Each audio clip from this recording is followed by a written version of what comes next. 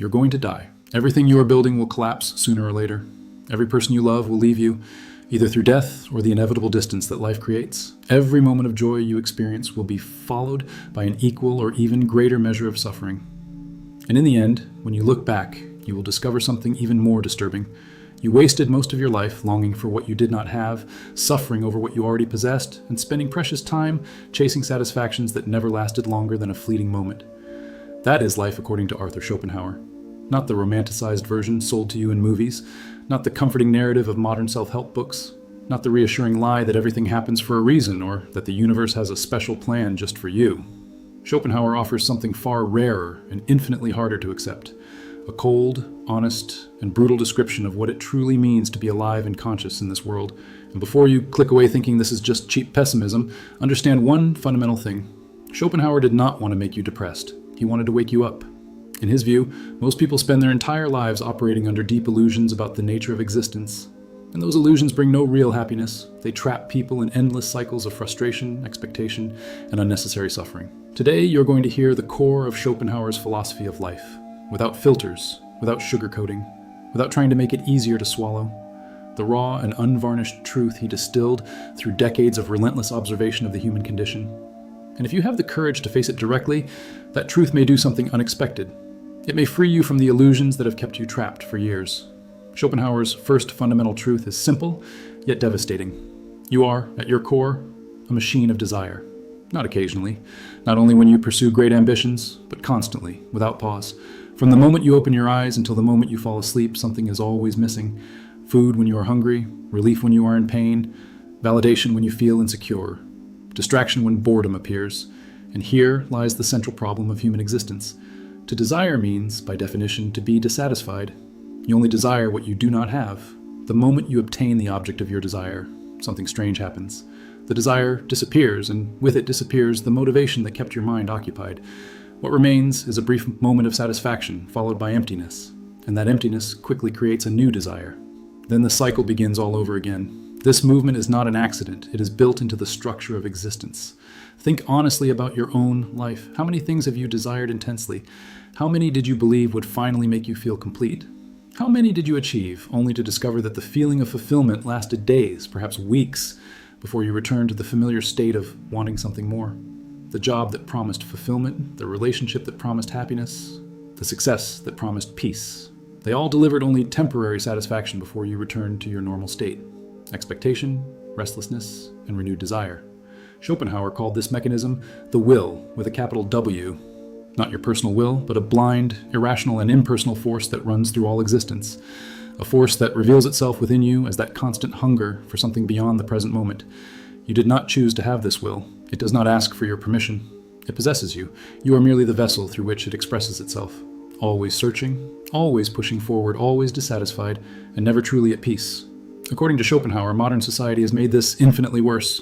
Today, you are not only dealing with your natural basic needs, you live under a constant bombardment of carefully engineered stimuli designed to create artificial desires. Desires you never would have had if no one were profiting from your sense of lack. All advertising exists for one psychological purpose: to make you dissatisfied with what you have and make you desire what you do not. None of it is neutral. None of it is innocent.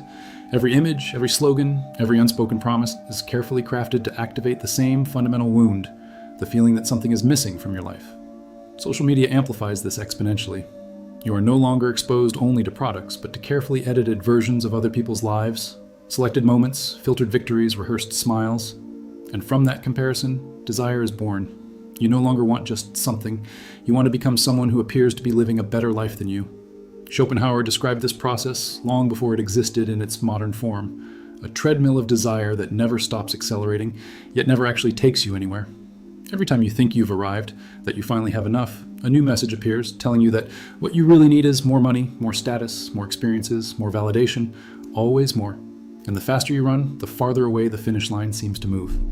Schopenhauer's second brutal truth is even harder to accept. Suffering is not the exception in life, it is the rule. You have been conditioned to believe that happiness is the normal state and suffering is merely a temporary deviation, a mistake that needs to be corrected. Schopenhauer completely reverses that logic. For him, suffering is the default condition of conscious existence. Happiness, when it appears, is merely a temporary relief from that ongoing suffering. Consider something simple.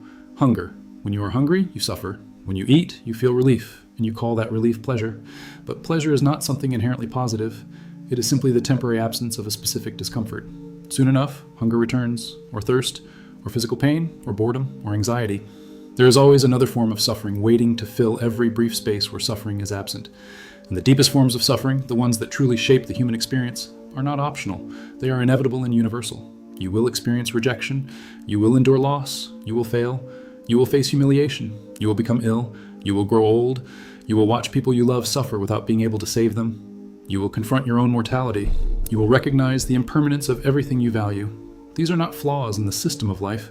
They are not bad luck. They are fundamental features of being alive. When you realize that you have lived under illusions about the nature of existence, and you are ready to face this reality without anesthesia, leave a comment below. I see the truth. Most people, when confronted with these truths, do not reflect. They run. They run toward constant distraction, obsessive work, endless consumption, infinite entertainment, dramatic relationships, anything that avoids silence, anything that prevents a direct confrontation with their own existence. And modern society makes this escape easier than ever, offering unlimited distraction on demand. But Schopenhauer warned that these escapes do not reduce suffering. They prolong it, they intensify it, because you waste enormous amounts of energy preserving illusions that will inevitably collapse. And when they do collapse, the collision with reality is even more brutal, because you never developed the inner strength to face it. Schopenhauer's third truth goes even further in challenging common sense. You are not as free as you believe. In reality, you are almost completely shaped by forces beyond your control. Your genetics determine your inclinations, limits, and impulses. Your environment shapes your values, beliefs, and expectations. Your past creates automatic patterns that you repeat without even realizing it. What you call free choices are often nothing more than predictable reactions to old conditioning. And the less aware you are of this, the more convinced you become that you are in control. Meanwhile, you are being guided by invisible forces, and beneath it all lies the blind will, pushing you in directions that you later rationalize as your own free decisions. You believe you chose your career. But if you look honestly, it was probably the result of family pressure, limited opportunities, talents you never chose, and desires that were imprinted on you by the culture in which you grew up. Do you think you chose your partner? In most cases, your choice was shaped by physical attraction driven by evolutionary preferences beyond your control, emotional needs rooted in childhood, and pure chance. Who happened to be available at the right moment? That does not mean you have no agency. It simply means that the true scope of your freedom is much smaller than you were taught to believe. And here lies the central paradox. Recognizing this can be liberating. When you stop pretending that you are completely free, you also stop judging yourself so harshly for mistakes that were, to a large extent, determined by forces outside your control. Constant self-criticism is born from the illusion of complete control. Schopenhauer's fourth brutal truth goes even deeper into human discomfort. Human relationships are fundamentally problematic. Schopenhauer became famous for his pessimism about relationships, especially romantic ones. Although he sometimes pushed his conclusions to extremes that are not always useful, the core of his criticism remains compelling. Relationships are not built on pure altruism. They are built on mutual needs. You do not love someone in a completely selfless way. You love because that person fulfills emotional, physical, social, or psychological needs within you, and the other person is with you for the very same reasons. As long as those needs remain aligned, the relationship works. But people change. Needs change. And what once worked eventually no longer does. That is where conflict, resentment, silent frustration, and ultimately separation, or bitter resignation, begin. Even the best relationships contain unavoidable suffering, because to love is to become vulnerable. It means depending on someone who can disappoint you, abandon you, or die. The more deeply you love, the more you stand to lose. And sooner or later, inevitably, you will lose. Every relationship comes to an end, if not through separation, then through death. From the very beginning, love carries within it the seed of its own future suffering. Schopenhauer did not say that you should avoid relationships altogether. He said something far more difficult. Enter them without illusions, without fantasies of eternal love, without stories of soulmates, without promises of lasting happiness. Relationships are practical arrangements between two beings driven by the will, each seeking to satisfy mutual needs. They can be deeply valuable, but they are always temporary, and they are always intertwined with suffering. The fifth truth may be the heaviest of them all. Life has no inherent purpose or meaning. You exist because your parents reproduced. They existed because their parents did the same. And so on, all the way back to single-celled organisms that began replicating through purely chemical processes. There is no grand plan, no designer, no higher intention. There is only a blind process of replication expressing itself through increasingly complex forms. And you, with your developed consciousness, carry a unique burden, the ability to recognize the absence of purpose. Animals follow their instincts without questioning them. Human beings question everything. They search for meaning, and they suffer when they fail to find it. You want your life to matter. You want your actions to leave a lasting mark. You want to believe that your existence changed something. But on the cosmic scale, you are temporary, insignificant, and within a few generations, you will be completely forgotten. Perhaps that is the heaviest truth of all, and it is precisely why human beings created religions, ideologies, philosophies, and grand narratives, each promising a greater meaning waiting to be discovered or created. Schopenhauer invites you to confront the uncomfortable possibility that all of those meanings are human constructions, created to cover a fundamental void. Faced with all of this, one inevitable question arises. What is the point then? Why keep going?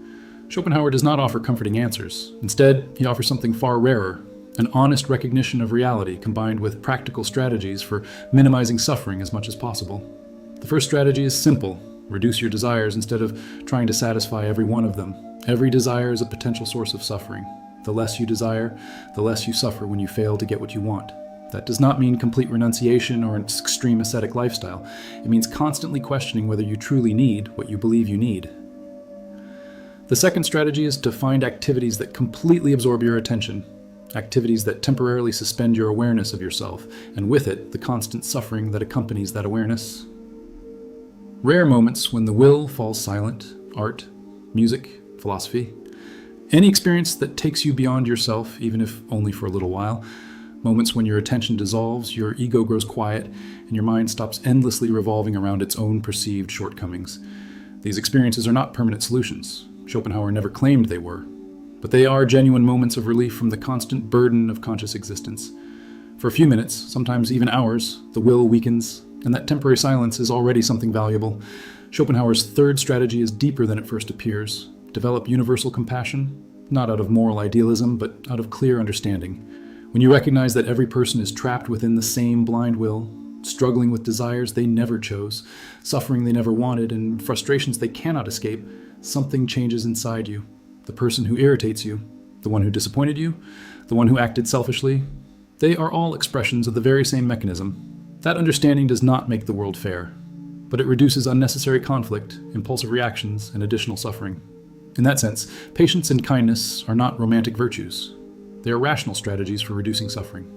The fourth strategy may be the hardest of all to practice. Deeply accept the impermanence of everything.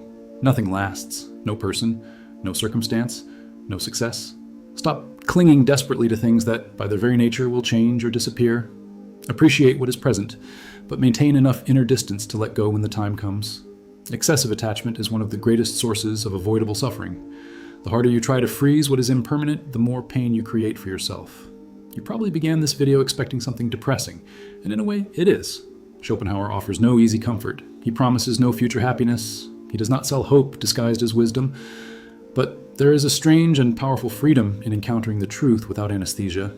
Because once you stop expecting life to be something it never was, you stop suffering from the gap between expectation and reality. According to Schopenhauer, life is fundamentally marked by unfulfilled desire and unavoidable suffering. You're not as free as you think. You're not as important as you would like to believe. And there is no cosmic meaning waiting to be discovered. Relationships are complex and temporary. Pleasure is merely a momentary relief from discomfort. And in the end, everything you build will eventually fall apart. That is the truth no one wants to hear. But once accepted, it allows you to live with fewer illusions, fewer unrealistic expectations, and therefore fewer devastating disappointments. That may not make you happy in the conventional sense, but it may accomplish something far more realistic. It may help you suffer less. For Schopenhauer, reducing suffering was a more honest goal than chasing an impossible version of happiness. If you are looking for philosophy that offers no artificial comfort, but instead delivers brutal clarity, subscribe to the channel. Here, we do not sell empty hope. We offer clarity. Schopenhauer summarized life in a way that very few dare to. And although that truth hurts, it also liberates. It frees you from expectations that were never going to be fulfilled, from hopes that would always have ended in disappointment, from illusions that only prolonged your suffering. Life is hard. Schopenhauer never pretended otherwise. But he left behind something rare, the wisdom to carry that burden without being completely crushed by it. Use that wisdom. And if you're ready for the next level, the next video is appearing on your screen now. Click it. The illusion will not wait.